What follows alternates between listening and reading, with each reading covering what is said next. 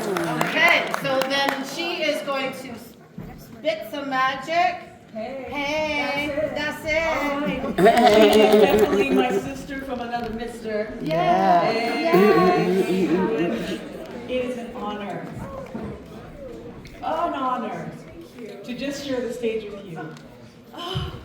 When I grow up, I want to look like you. You're celebrating your birthday today. I'm celebrating my birthday on Tuesday. What? Yeah, well, it's really an anniversary. I'll be celebrating the 10th anniversary of my 41st birthday. I'll be My style. 41 for the 10th time. Yes. Dr. Jean, this is for you. So happy to be here to honor her and share a little bit of her story through spoken word poetry and music. Dr. Jean Augustine is our ancestors' greatest dream come true. She's a classy woman born in a time when songs like this were released. Summertime and the living is easy. Fish are jumping and the cotton is high. Your daddy's rich and your mama's good looking. So hush, little baby, don't you cry. And a little baby girl was born in the happy hills of Grenada.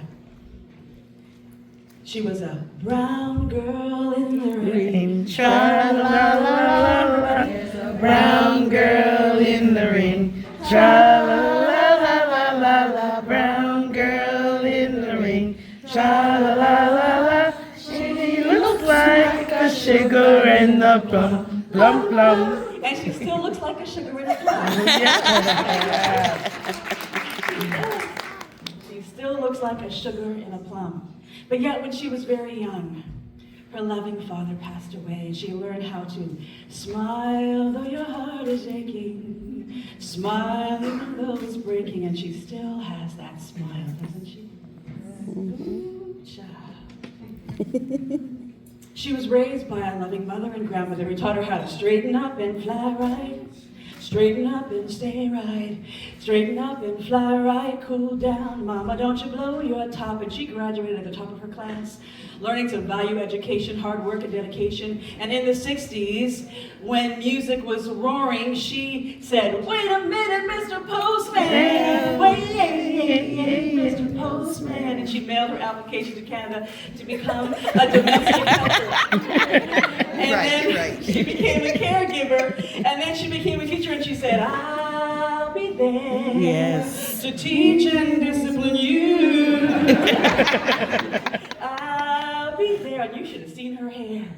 She had one of those afros and said, say it loud, I'm black and I'm proud.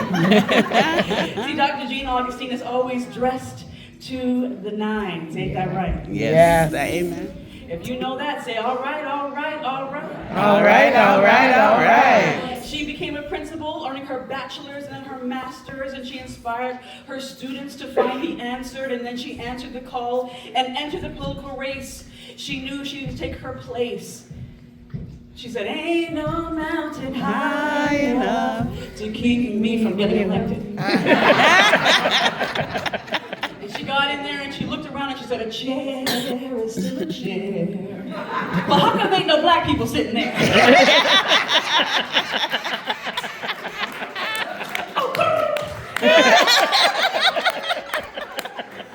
she said, our house is not a home. So she made the House of Commons a home for all of us.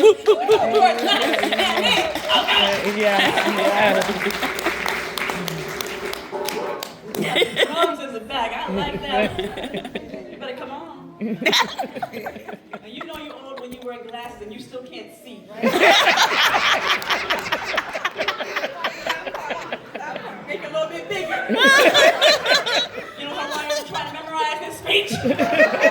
Menopause brain is no joke. Hot flash up here. You ever heard the hot flash song?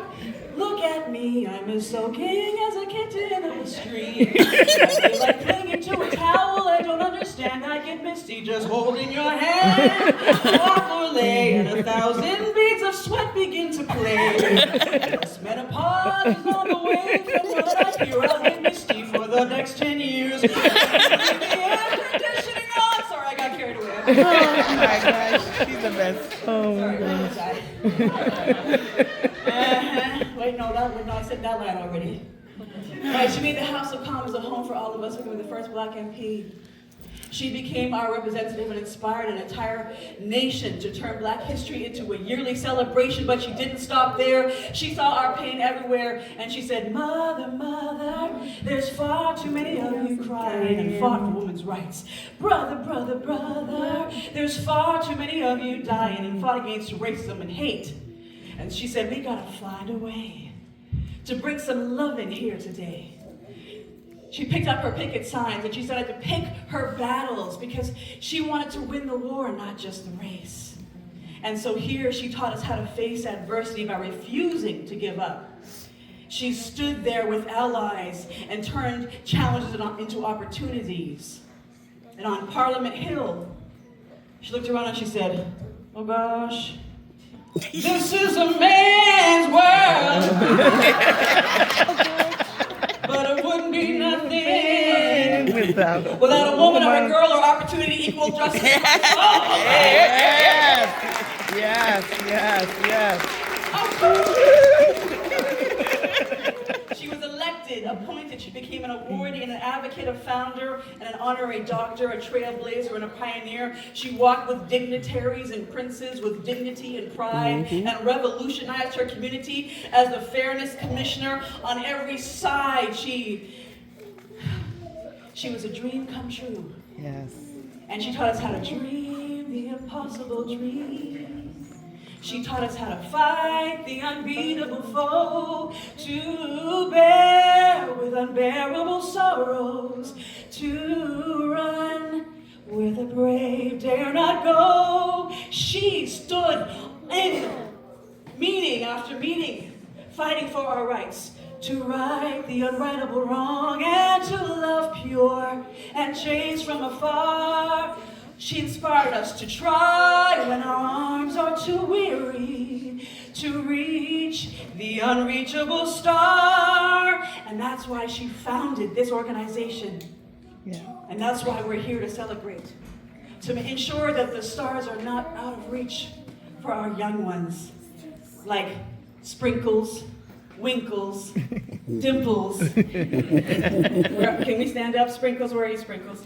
There she is. Where's Dimples? Where's Winkles? Wait, where's... Oh, there's Giggles. Come on up, stand up. These are the girls that I met at the center. Have a seat. She taught us how to dream. And so when we get tired and we get frustrated, we look to you, when all our strength is gone. In you we can be strong, we look to you. And when